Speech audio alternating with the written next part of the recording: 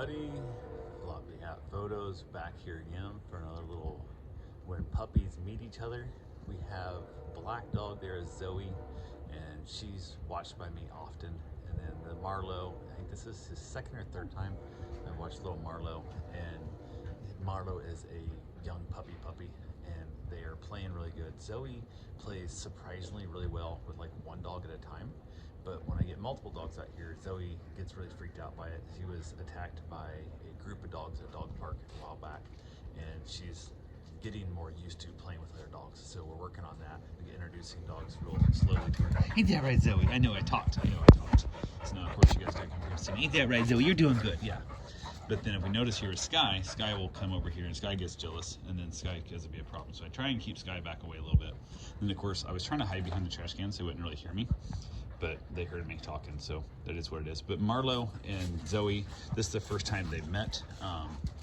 I'd say probably, I don't know, 6 minutes, maybe 7 minutes ago. They kind of sniffed, they felt out at each other a little bit, and then Marlowe came and hid under my chair, just kind of a safe little spot. Marlowe loves to lay underneath my chair all the time, and is definitely has his thing to do. So, but yeah, I basically looked up, and then Zoe convinced him to come out and play, and Marlowe's trying to be dominant, which is absolutely adorable at his little tiny size, that he's trying to be dominant, and Zoe lets him. Then Zoe runs, and Zoe's way faster than Marlowe, and I think a lot of it is just Marlowe still hasn't figured out how to balance yet, how to stop and how to turn and stuff when it comes to basically running as a puppy. So, and then we have Sky here, who will often get overwhelmed, and she doesn't know how to pull herself away from play, so she'll end up like reaching out and biting somebody's paw a little too hard, I think, because she's trying to get the play to stop, but she doesn't know what's going on. So I also did just put up a little temporary fence.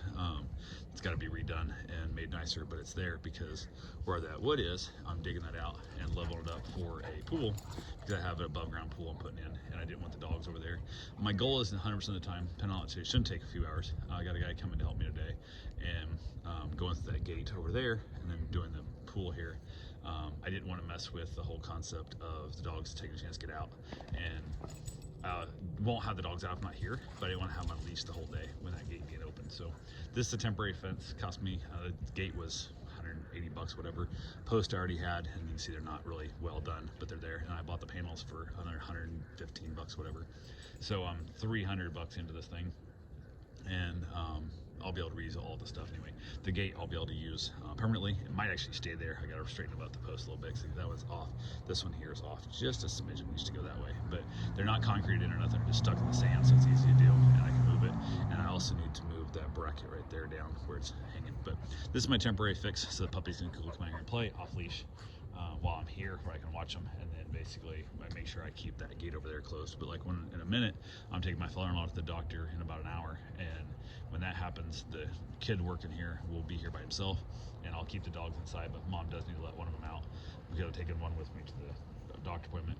She can let them out, and they won't be able to escape because the gate's there. So it is what it is. I probably am going to go ahead and actually put a padlock on this, just because I just don't trust people. Hey, stop. Zoe, don't do that. Don't dig.